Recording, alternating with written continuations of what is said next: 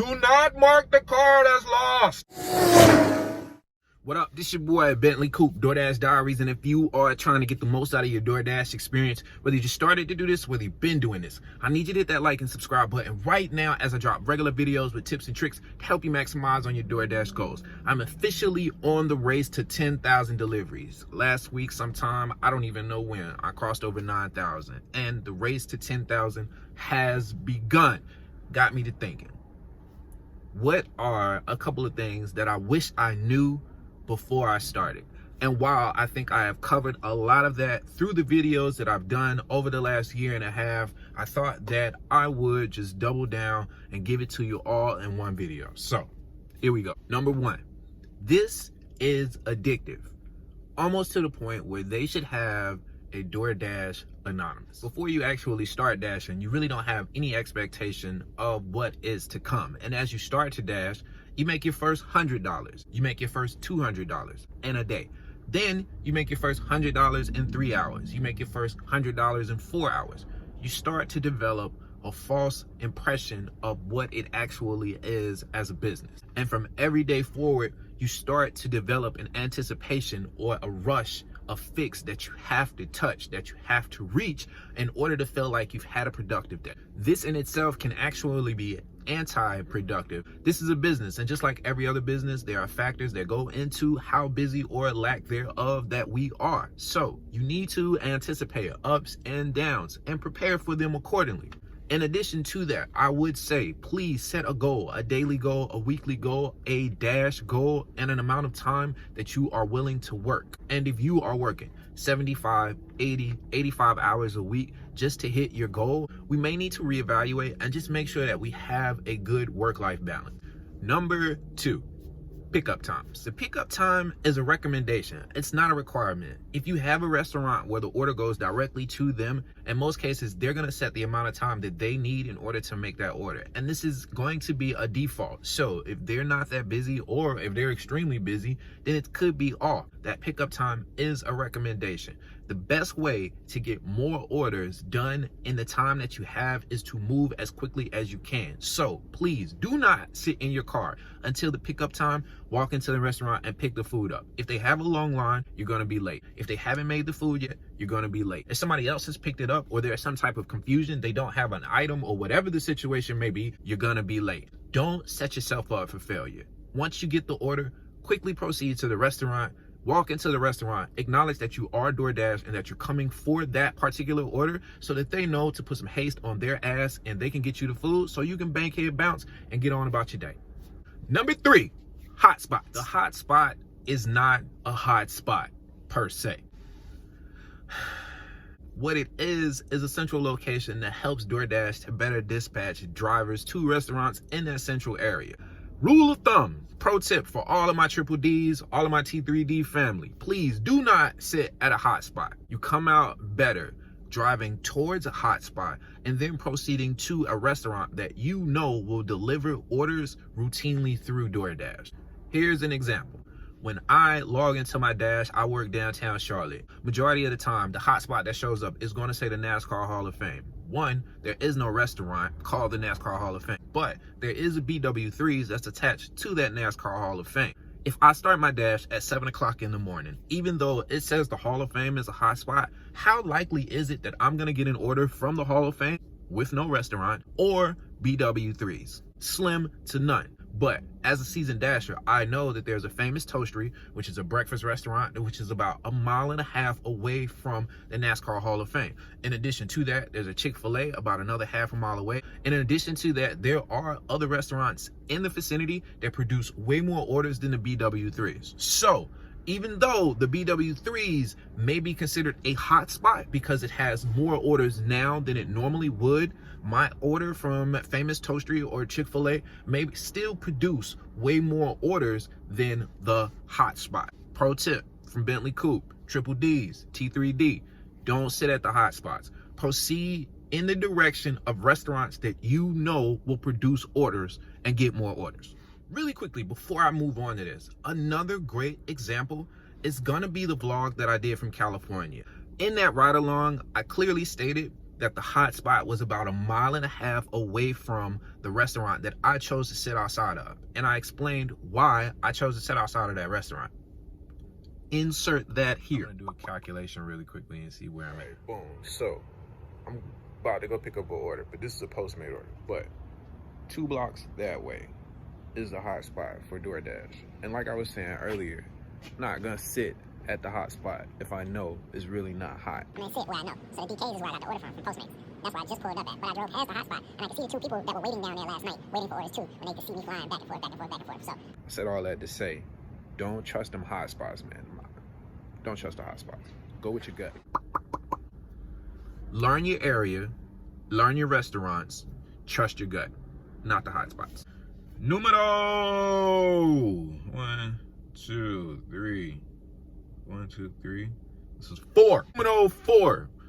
I'm gonna adjust my toboggan for this one. Hold on. Bam! Stacked orders. I have previously done plenty of videos on stacked orders. How to attack them, how to approach them, the best strategies, what to look out for, Ixnay, Xnay, X, Y, and Z. But what I'm gonna tell you is this. You can do stacked orders in whatever order you want to. Scenario number 1, you have 2 orders. They're both from Chipotle. The first order is not done. The second one is. Grab the second order, go deliver, use your instincts. Do we want to go back and get the order? If not, unassign.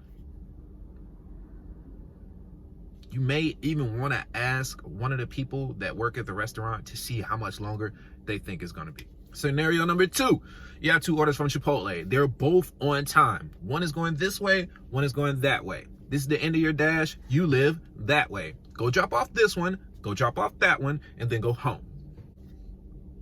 You got any other scenarios? It really doesn't matter. You can do stacked orders in whichever order you want to. Pick up one, drop off one. Pick up order A, pick up order B. Drop off order B first, then drop off order A. It's really whatever, however you want to do it. Boom. Number 5, you can dash out of state. You can dash out of state. Say it again. You can dash out of state.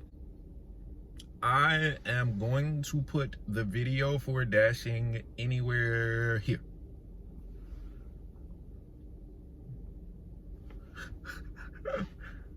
I don't know if I've said this before, but you can dash out of state.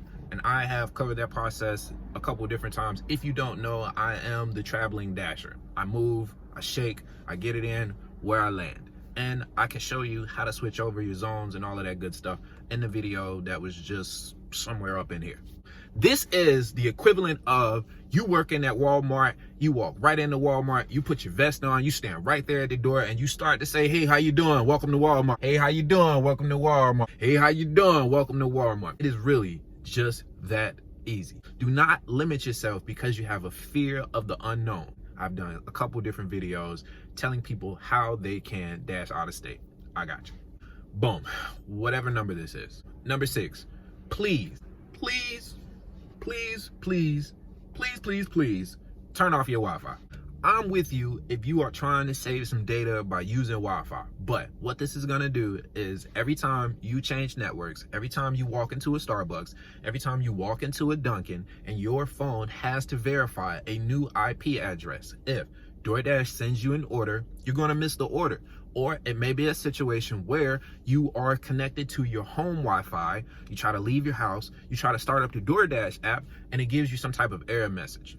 This is probably because you have your Wi-Fi connected. Save yourself the headache of missing orders and potentially missing out on money. Turn your Wi-Fi off.